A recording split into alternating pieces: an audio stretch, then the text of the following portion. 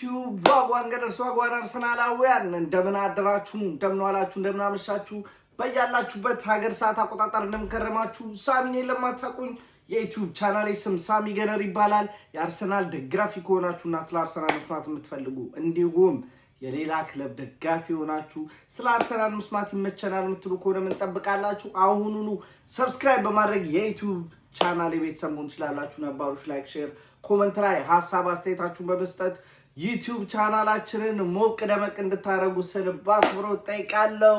ሳምንታችሁ እንዴት ነበረ? ለኔ እጅግ በጣም አሪፍ ሳምንት ነበረ። በቃ ቲክቶክ ላይ አወዩ ሌላው አርሰናል ዋንጫ ሊበላ ነው በሚለው ሙዚቃ ራሴን ትፍታ እያደረግኩ ነበረ የከረምኩት። እናንተ ጋር እንዴት ነው? እንቀውጠዋለን በዚህ ሙዚቃ። ከዚህ ጨዋታ ድል በኋላ በዚህ ሙዚቃ ነው የምንገናኘው። አንረሳም። ዋን ኒል ቱ አርሰናል ወይም ደግሞ ቪክቶሪ ኮሬዝ ምናምን የሚል ዜማ አይደለም፣ በዚህ ጉራጌ ቢት ነው የምንገናኘው ማለት ነው። እንዴት ከረማችሁ? አይ ቲንክ ረዘም ያለ ብሬክ ነበር ከባለፈው ጨዋታ ወደዚህ ጨዋታ። ኖርማሊ እንደዚህ አይነት እረፍት አጋጥሞን አያውቅም። ምክንያቱም የሳምንት አጋማሽ ጨዋታ ማክሰኞ ወይም ሮብ የሚደረጉ የቻምፒዮንስ ሊግ መርሃ ግብሮች፣ የኤፍኤ ካፕ ጨዋታ፣ የካራቦ ካፕ ኮምፒቲሽን ላይ በጣም ተጠምደን የነበረበት ሲዝን ስለነበር በሳምንት 3 ጨዋታዎችን ነበር ስንመለከት የከረምነው። አይ ቲንክ ይሄ ኳይት ሎንግ ታይም ካረፍን በኋላ የመጣ ጨዋታ ነው። በርንሌ በኤምሬትስ ስቴዲየም ነገ የሚደረግ የሰኞ ምሽት ጨዋታ ነው። ስለዚህ ጨዋታ ሐሳብ አስተያየታችንን ለመስጠት እንግዲህ ተከስተናል።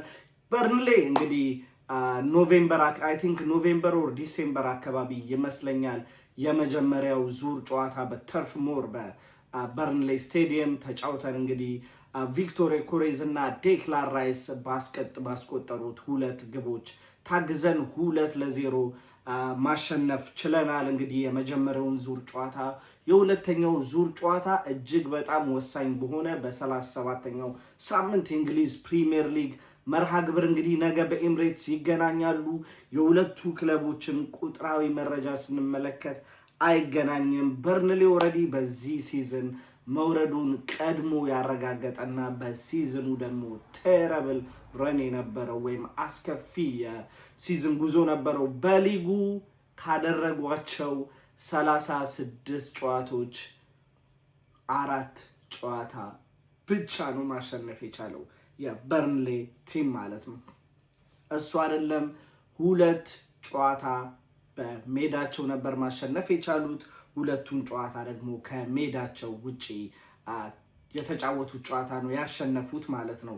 እሱም ፓላስን ይመስለኛል ከሜዳቸው ውጪ ያሸነፉት ክሪስታል ፓላስን እና ወልቨርሃምፕተንን ከሜዳቸው ውጪ ተጉዘው ያሸነፏቸው ብቸኛ ክለቦች ናቸው በሲዝኑ ማለት ነው። ስለዚህ ሁለቱንም ጨዋታ ደግሞ በተመሳሳይ 3-2 በሆነ ውጤት ነው ማሸነፍ የቻሉት። የተቀረችዋን 2 ጨዋታ ደግሞ ካሸነፏቸው 4 ጨዋታዎች ማለት ነው በሜዳቸው በተርፍ ሞር ያሸነፏቸው ጨዋታዎች ነበሩ። እነዚህን ደግሞ 2ቱን ጨዋታዎች 2-0 በሆነ ውጤት ነበር ማሸነፍ የቻሉት። ነገር ግን ከሜዳቸው ውጪ ባደረጓቸው 17 ጨዋታዎች ከሜዳቸው ውጭ ባደረጉት 17 የፕሪሚየር ሊግ ጨዋታ 2 ጨዋታ ብቻ ነው ማሸነፍ የቻሉት። በ13ቱ ተሸንፏል። ካን ዩ ኢማጂን? ከሜዳቸው ውጭ ያለው ቁጥራዊ መረጃ ሾኪን ነው። ባይዘዌ ኢትስ ኖት ኦንሊ ባይዘዌ 2 ጨዋታ ማሸነፍ ብቻ ሳይሆን ምን ያህል ጎል ተቆጠረባቸው፣ ምን ያህል ጎል አስቆጠሩ የሚለውን ደግሞ የ17 ጨዋታ በፕሪሚየር ሊጉ አዌ ተጉዘው እንግዲህ 45 ግቦችን አስተናግደዋል። ማስቆጠር የቻሉት 20 ነው። 50%ቱን ራሱ መመለስ አልቻሉም። ከሜዳቸው ውጪ ሲወጡ ግብ የሚቆጠርባቸው ደካማ የፕሪሚየር ሊግ ቲም ናቸው። ቁጥራቸው የደካማ ቁጥር ስለሆነ እነሱን ዝቅ ለማድረግ አይደለም እነዚህን ቁጥሮች መጠቅሰው ጀስት ፋክቱን መናገር ስላለብኝ ነው። ነገር ግን የነገ 90 ደቂቃ ምን ይዞ እንደሚመጣ ዊ ኔቨር ኖ። ጥሩ ፖዚቲቭ ቁጥር ፈልግ ያገኘሁት እንግዲህ ግብ ጠባቂያቸው ማርቲን ዱብራኮቫ ብቻ ነው ማርቲን ዱብራቭካ የተባለው ግብ ጠባቂያቸው ብቻ ነው የተሻለ ቁጥር በሱ በኩል የተመለከትኩት። በፕሪሚየር ሊጉ በጨዋታ ብዙ ሴቮችን ከሚያደርጉ ግብ ጠባቂዎች ሁለተኛ ደረጃ ላይ መቀመጥ የቻለ ነው። በጨዋታ ከ3.6 በላይ አቬሬጅ ያላቸው ሴቮችን የሚያስመዘግብ ጠንካራ የሚባል ግብ ጠባቂ ነው። ሲቲ ጋር አንድ አቻ በተለያዩበት የተርፍ ሞሩ የ2 ሳምንት በፊት የነበረ ጨዋታ ከተመለከታችሁት በኤርሊንግ ሃላንድ ኤርሊ ጎል ብቻ 1-0 ተሸንፈው ነው የወጡት። ማንቸስተር ሲቲ እዛ ጨዋታ ላይ ወደ 20 ምናምን ቻንሶችን መፍጠር ችሎ ነበረ። ግብ ጠባቂው ያዳናት አንድ ጥሩ ቻንስ ራሱ በሼርኪ የተፈጠረች ጥሩ ቻንስ ራሱ ነበረቻቸው።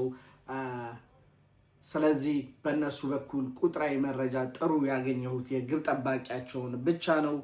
ባለፉት 11 ጨዋታዎች ደግሞ በርንሌ ምንም ጨዋታ ማሸነፍ አልቻሉም።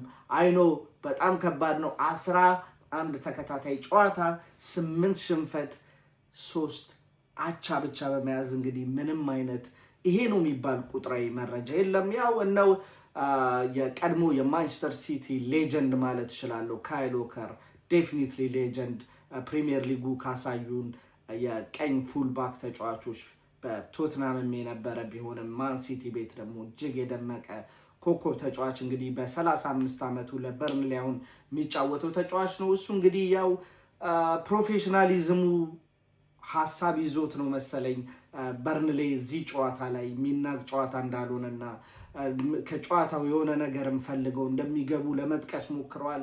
አይ ቲንክ እውነት ለመናገር በርንሌ ከዚህ ጨዋታ ነጥብ ይዞ የመውጣት ቻንሱ እጅግ በጣም በኔ በኩል የጠበበ ነው። አይኖ ጭፍን አስተሳሰብ ሊመስል ይችላል። ልንገራችሁ፣ አርሰናል ወቅታዊ ያለበት አቋም እጅግ በጣም ጥሩ ሙድ ላይ ነው የሚገኘው። ሰሚፋይናል ቻምፒዮንስ ሊግ አትሌቲኮ ማድሪድን አሸንፎ ከ20 ዓመት በኋላ ለቻምፒዮንስ ሊግ ፋይናል ሲደርስ የነበረውን ድባብ አይታችኋል። ከዛ በፊት ኒውካስትልን ጠባበን ኖ ፉልሃምን በሚገርም ሁኔታ 3-0 አሸንፈው በጥሩ ስሜት ነበር ወደ ቻምፒዮንስ ሊግ ሴሚፋይናል ጨዋታ ያመሩት። ከዛ በፊትም ኒውካስትልን 1-0 የሆነ 1-0 ጠባብ ድልም አስመዝግበዋል። የባለፈው ሳምንት የዌስትሃሙ ጨዋታ ደግሞ እውነት እድል ራሱ አርሰናል ዲስ ሲዝን ዋንጫ እንድትወስድ የፈለገች ነው የሚመስለው። የመጨረሻ ሰዓት የፋውል ጎል ዩኔቨር ኖ ተቆጥሮ ቢሆን እኮ ዛሬ ላይ ሁለተኛ ደረጃ ላይ ነበረ የምንቀመጠው፣ ሲቲ በ1 ጎል በልጦን ማለት ነው። ስለዚህ ያቺ ክሪቲካል የነበረች ዲሲሽን ምን አይነት ደጋፊዎች ላይ ራሱ ምን አይነት ደስታ እንደነበረ ተመልክታችኋል። እንግዲህ እሱ ጥሩ መነሳሳት ይሆናችኋል። ነገር ግን ከበርንሌ ጋር ራሱ ጥሩ ቁጥር ነው ያለን። ያለፉትን 3 ጨዋታዎች በርንሌን ባስተናገድንበት 10 ግቦች ማስቆጠር ችለናል። የተቆጠረብን 1 ግብ ብቻ ነው። ስለዚህ በጨዋታ ከ3 ጎል በላይ እናስቆጠራለን ማለት ነው። እንዲሁም የአርሰናል የስኳድ ጥራትና ደግሞ ሁሉም ማለት ይቻላል ከተወሰኑ ተጫዋቾች ውጪ ኦልሞስት ጥሩ የሚባሉ ስኳዶቹ በጥሩ የሚባል ጤንነት ላይ ይገኛሉ። የቤን ዋይት የባለፈው ጉዳት እንዳሉ ሆኖ ግን የስኳዳችን ጥራት ምን ያህል እንደነበረ ለማወቅ ከፈለጋችሁ የቀኝ ፉልባክ ተመራጭ ተጫዋቻችን ቲምበር ነው። ላስት 6-7 ጨዋታ ኢንቮልቭ አላደረገም። ከዛም በላይ ላስት 2 months ከዛም በኋላ ቤንች ላይ የነበረው ቤን ዋይት ለብዙ ጊዜ በጉዳት ከሜዳ ርቆ ከዛም በኋላ ፊትነስ ለማግኘት ከብዶት የነበረው ቤን ዋይት ራሱ ከጥቂት ጨዋታዎች በኋላ ሞመንተሙን እሱም አግኝቶ ጥሩ መነቃቃት ላይ በነበረበት ጊዜ ቤን ዋይትንም በጉዳት አተነው ከቤንች ላይ አሁን የምናስነሳው ታዳጊው ሞስኬራ ምን አይነት ኳሊቲ እንዳለው በተደጋጋሚ ጨዋታ ላይ ያስመሰከረ ዘንድሮ ካስፈረምናቸው ተጫዋቾች በጣም በርካሽ እንዳለው ኳሊቲ በርካሽ ያገኘነው ተጫዋች ብለን የምናሞካሸው እንዲሁም በሱ ኮንፊደንት የሆነው ሞስኬራ ነው። ጥሩ በአርሰናል መልበሻ ክፍል ውስጥ ደግሞ አሁን ያልኳችሁ የዚህ ቦታ ላይ ቁጥር 1 ተሰላፊ ዩሊያን ቲምበር ከጉዳት እንግዲህ አገግሞ ሶባ ትሬኒንግ ሴንተር አካባቢ ሲገባ ታይቷል። በኖርማል ልብስ ቢሆንም ሊሰራ ነው ወይስ ጀስት ሊመለከታቸው እስካሁን ያወቅኩት ነገር የለም። ኤኒዌይስ እነዚህ አይነት ነገሮች አርሰናል መልበሻ ቤት ውስጥ ብሊፍ እንዲኖር ስፔሻሊ ደግሞ የዌስትሃሙ ድል እጅግ በጣም የሚገርም ነው። ሌላ ብቻ ይህም ብቻ አይደለም። የነገን ጨዋታ ለአርሰናል የማሸነፍ ፐርሰንቴጁን ከፍ የሚያደርገው በኤምሬትስ የሚደረገው የመጨረሻ ጨዋታ ነው። ሊስን ይህን ጨዋታ ታሪካዊ ጨዋታ ስለሆነ ትኬት እየፈለግኩ ነበረ። ፎር ዋን ፋኪን ሲንግል ትኬት 850 ፋኪን ብሪቲሽ ፓውንድ በኢትዮጵያ ኳልኩሌት አድርጉት፣ በጥቁርም በነጭ ኳልኩሌት አድርጉት። በጣም በጣም የሚገርም እነሱም ሶልድ አውት ሆኗል ትኬቶቹ። ስለዚህ ነገ የሚገርም ክራውድ ነው የሚኖረው። ኦፍ ኮርስ እንደዛም እንጠብቃለን። ከ20 ምናምን ዓመት በኋላ ወደ ፕሪሚየር ሊግ ክብር እየተመለስን ነው። የመጨረሻ የኤምሬትስ ስቴዲየም ጨዋታ ነው። ያ በኤምሬትስ ስቴዲየም ኢራ የመጀመሪያው የፕሪሚየር ሊግ ዋንጫ ሊመጣ ነው። ስለዚህ የለንደን የአርሰናል ደጋፊ ለዚህ ጨዋታ በደንብ ተዘጋጅቶ እንደሚመጣ አውቃለሁ። የቻምፒዮንስ ሊግ ሴሚፋይናል የአትሌቲኮ ማድሪዱ የደጋፊዎች ክራውድ ተመልክታችኋል። ነገም እሱን በደንብ ነው የምጠብቀው። ሁለተኛው ነገር ደግሞ ከጥሩ እረፍት በኋላ ነው። ኖርማሊ ከማናገኘው በጣም የተሻለ እረፍት በኋላ ነው ወደዚህ ጨዋታ የምንመጣው። ስለዚህ በጥሩ ኢነርጂ የተሞላ ቲም እንመለከታለን ብዬ አስባለሁ። ሊስን እስከ ሃፍ ታይም አርሰናል 2-0 እየመራ ካልወጣ እኔ ወንድማችሁ በልብ ድካም ጥጌን ሊይዝም እችላለሁ። እንደዚህ አይነት ጨዋታዎች ብዙም አይስቡኝም። ሊስን በጣም ኢዚ ተጋጣሚ አድርገን ወስደን ትሪኪ እንዳይሆንብን ጨዋታውም ያሰጋኛል። የወልቨርሃምፕተኑ 2 ጨዋታዎች በዚህ ሲዝን በፕሪሚየር ሊጉ ቀላሉ ኤግዛምፕል መሆን ይችላሉ።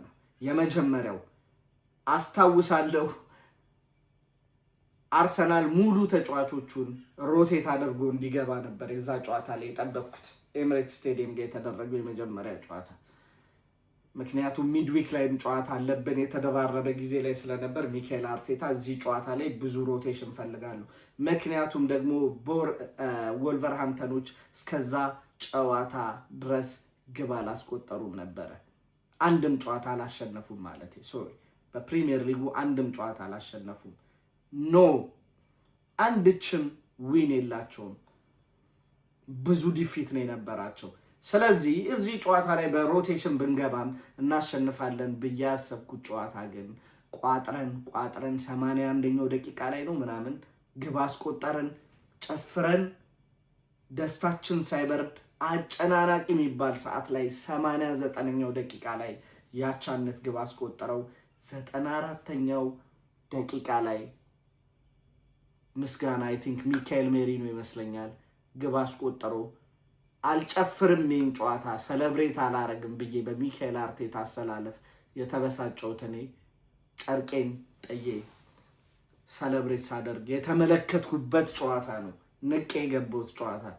ሁለተኛውም ጨዋታ በሜዳቸው ተመልክታችኋል፣ ታስታውሱታላችሁ። 2-0 እየመራን ከኋላ ተነስተው 2-0 የሲዝኑ the worst performance። ስለዚህ እዚህም ጨዋታ ላይ በርንሌ መላቅ የለብንም። ያለንን አቅም from the beginning ያ ፊሽኳ ከተሰማችበት ቅጽበት ጀምሮ ድብደባ በርንሌ ላይ ማሳረፍ አለብን።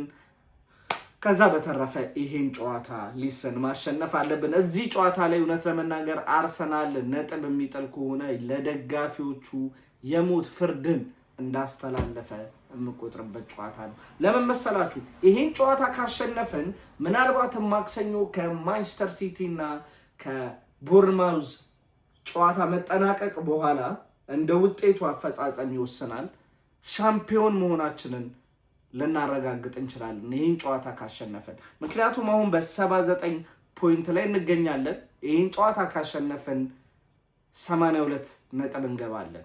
ማንቸስተር ሲቲ 77 ነጥብ አለው አሁን ላይ። የማክሰኞውን ጨዋታ አቻ የሚወጣ የሚሸነፍ ከሆነ አርሰናል ከክሪስታል ፓላሱ ጨዋታ በፊት ሻምፒዮን መሆናችንን እናረጋግጣለን። ስለዚህ አሁንም ኢስ ታይም ሲቲ ላይ ፕሬሸሩን ማሳረፍ እና እኛ እናሸንፋለን ጨዋታችንን። የነገን ጨዋታ አሸንፈን ሂር ዊ ጎ። ቫይታሊቲ ስቴዲየም ነው፣ ተጋጣሚው ቦርንማውዝ ነው። 6ኛ ቦታ ላይ ይገኛል። አይ ቲንክ 7ኛ ቦታ ላይ ይገኛል። 6ኛ ቦታ ላይ የመምጣት ትልቅም ቻንስ አለው። አም ኖት ሹር። አይ ቲንክ 6ኛ ላይ ወይ 7ኛ ላይ ይገኛል። የሻምፒዮንስ ሊግ ተሳትፎን የማረጋገጥ ብዙ ቻንስ አለው። ምንም እንኳን የሊቨርፑል መሸነፍ ላይ ወይም ደግሞ ኔክስት የቻምፒዮንስ ሊግ ሲዝን ላይ ስንት የፕሪሚየር ሊግ ቲሞች እንደሚወከሉ እስከምናውቅ ድረስ ቦርንማውዝ ግን ትልቅ ቻንስ አለው ሲቲን ማሸነፍ ወይም ነጥብ ማስጣል ከቻለ። ስለዚህ ለሲቲ ቀላል ጨዋታ አይሆንም። አዌ ነው፣ ሜዳው ቫይታሊቲ ነው። ተጋጣሚው ደግሞ በደንብ የተቀናጀ ጠንካራው ማንንም ቲም መፈተን የሚችለው ቦርንማውዝ ነው። ስለዚህ እዚህ ጨዋታ ላይ ሲቲን ፕሬሸር ውስጥ ለመክተት መጀመሪያ እኛ የቤት ስራችንን በአግባቡ መፈጸም አለብን። ይሄን ይመስላል እንግዲህ ፕሪቪዌ። ወደ ውጤት ግምት ሲሄድ አርሰናል ያማን ዋይነት 4-0 በሆነ ውጤት ያሸንፋል። 4-0 ላለው 4-0 በሆነ ውጤት ያሸንፋል ላለው ሊሰን ንቀት አይደለም፣ ያ ዊሽም አለበት። ምክንያቱም ዊ ኒድ ፋኪንግ ጎል። ከዛም በኋላ ክሪስታል ፓላስ በመጨረሻ የፕሪሚየር ሊግ መርሃ ግብራዊ ወጥ የምናደርገው ጨዋታ ነው። ሊሰን ኤብሪቼዜ በፊት ክለቡ ሜዳ ላይ ደጋፊዎች ፊት ላይ ወደ ተሻለ ቲም መሄዱን የሚያረጋግጥበትን የፕሪሚየር ሊግ ትሮፊ እንግዲህ ኤብሪቼዜ ከፍ የሚያደርግበት ትልቅ ቻንስ አለ። ፕሊዝ አይ ካንት ዌይት። 2 ሳምንት ብቻ ነው የቀረን፣ የ2 ሳምንት ጊዜ ነው የቀረን። የቻምፒዮንስ ሊግም የፕሪሚየር ሊግም ሻምፒዮን መሆናችንን የምናውቅበት ወይም የአንዱ ሻምፒዮን መሆን የምናውቅበት ወይም ሁለቱንም አናርቤት የሴጣን ጆሮ አይስማ ወይም ደግሞ ባዶ እጃችንን ሲዝኑን የምናጠናቀቅበት ክሪቲካል የሆኑ 2 ሳምንቶች ከፊታችን ይገኛሉ። ይህን ካልኩ ዘንዳ ወደ ግምታዊ አሰላለፍ ሲሄድ የግብ ጠባቂ ቦታ ላይ ኦፍኮርስ ዴቪድ ራያ ለ3ኛ ጊዜ ጎልደን ግሎቭን ማሳካት የቻለው እንዲሁም የሚካኤል አርቴታ የበረኛ ምርጫን ሲቃወሙ የነበሩትን ሁሉ አፍ ያዘጋ የዓለማችን የወቅቱ ቁጥር 1 ግብ ጠባቂ ዴቪድ ራያ ኦፍኮርስ እዛ ቦታ ላይ ይጀምራል። የቀኝ ፉል ባክ ቦታ ላይ አይ ዶንት ቲንክ ሶ ዩሊያን ቲምበር ፉል ፊት ሆኖ የሚጀምር፣ ነገር ግን እዚህ ጨዋታ ላይ ቤን ዋይትም አይ ዶንት ቲንክ ሶ እዚህ ሲዝን ላይ ኢንቮልቭ የሚያደርግ ምናልባትም ባይዘዌ ቤን ዋይት በአርሰናል ክለብ ውስጥ የመጨረሻ ጨዋታውን ያደረገበት ጨዋታ ሊሆን ይችላል የዌስትሃሙ መርሃ ግብር። አይ ዶንት ቲንክ ሶ ኔክስት ሲዝን ቤን ዋይት አርሰናል ውስጥ የሚቀጥል። ስለዚህ እዛ ቦታ ላይ ሞስኬራን ማሰልፍ ይሆናል። የቀኝ የመሃል ተከላካይ ቦታ ላይ ዊሊያም ሳሊባን ከግራ የመሃል ቦታ ደጀኑ ጋር ጋብሪኤል ማጋሌዝ አደርጋለሁ። የግራ ፉልባክ ቦታ ላይ ለኔ ካላፊዮሪ ኦል ዴይ ሎንግ። ይህን ጨዋታ ማሸነፍ አለብን። አታኪንግ ቦታ ላይ የሚሰጠንን ሚና የባለፈው ጨዋታ ላይ ተመልክተነዋል። እኔ እንዲሁም ታክቲካል ለውጥ መስሎኝ ነበር፣ ግን ከጨዋታ በኋላ ፕሬስ ኮንፈረንስ ላይ ሚካኤል አርቴታ ጉዳት ስሜት ስለተሰማው ብሎ ነበረ። ለነገ ጨዋታ ሆፕፉሊ ፊት ይሆናል ብዬ አስባለሁ። የኔ ምርጫ እዛ ቦታ ላይ ምንም እንኳን ሄንካፔ አንበሳ ተጫዋችና ቦዶም፣ ነገር ግን አሁን የሚያስፈልገን ሰዓት የካላፊዮሪ ይመስለኛል። ሊስን ይሄ ራሱ አንደኛው የስኳድ ዴብዛችንን የሚያስመለክተን ሌላኛው ነገር ነው። እንግዲህ የመሃል ቦታ እንግዲህ ይሄ በጣም ለመገመት የሚከብድ ነው የሚመስለኝ። ነገር ግን አይ ቲንክ አሁን ሚካኤል አርቴታ አሁንም ብዙ የአሸናፊ ስታርቲንግ ላይን አፑን ይቀይራል ብዬ አላስብም። ምናልባትም ሊሆን የሚችለው ከቀየረ ኤብሪ ቼዜን በካፕቴን ማርቲን ኦዴጋርድ ካልሆነ በስተቀር ራይስ እና ማይልስ ሉዊስ ስኬሊ አሁን ተመራጭ የመሃል ሜዳ ተጫዋቾች የሚካኤል አርቴታ እነሱ ይመስሉኛል። ሊስን ዙቢሜንዲ አንደርሬትድ እያደረጋችሁት እንዳይሆን። ዙቢሜንዲ አሁን ሊስን ዙቢሜንዲ ሙሉ አቋሙ ላይ ሲሆን ምንም ዳውት የሌለው ዙቢሜንዲ እዚህ ጨዋታ ላይ ይጀምራል ኦቨር ማይልስ ሉዊስ ስኬሊ። ይህ ምንም ጥያቄ የለውም። ነገር ግን በብዙ ጨዋታዎች ተደራራቢ ጨዋታዎች ምክንያት ዙቢሜንዲ ፉሊ ፊት አይደለም። ነገር ግን ጨዋታው ላይ አትሊስት 40-50 ደቂቃ ኢንቮልቭ እንዲያደርግ ፈልጋለሁ፣ ቀይሮ እንዲገባ። የመሃል ሜዳ ምርጫዬ ግን ዴክላን ራይስ፣ ኦዴጋርድ እና ማይልስ ሉዊስ ስኬሊ ይሆናሉ። የቀኝ የማጥቃት ቦታ ላይ ኦፍኮርስ ቡካዮ ሳካን አደርጋለሁ። የግራ የማጥቃት ክንፍ ቦታ ላይ ላስት 3-4-5 ጌምስ ላይ ሚገርምና አንደርሬትድ የተደረገ ፐርፎርማንስ ያስመለከተን ትሮሳርድ ኦል ዴይ ሎንግ የነገውንም ጨዋታ ይጀምራል ብዬ አስባለሁ። የ9 ቁጥር ምርጫ ላይ ቪክቶር ዮኬሬዝ ቢጀምር ደስተኛ ነኝ። ምናልባት ሚካኤል አርቴታ ካይ ሃቨርትዝን ሊያስጀምረው ይችላል። በእኔ በኩል ግን ቪክቶር ዮኬሬዝ 9 ቁጥር ቦታ ላይ ይጀምራል 100%። ይህን ይመስላል የኔ ግምታዊ አሰላለፍ። የእናንተ ምን ይመስላል? የጨዋታ ግምታችሁን ኮመንት ሴክሽን ላይ አኖሩልኝ። ስለተመለከታችሁኝ እጅግ በጣም አመሰግናለሁ። አማውት ከሞን ዩ ገና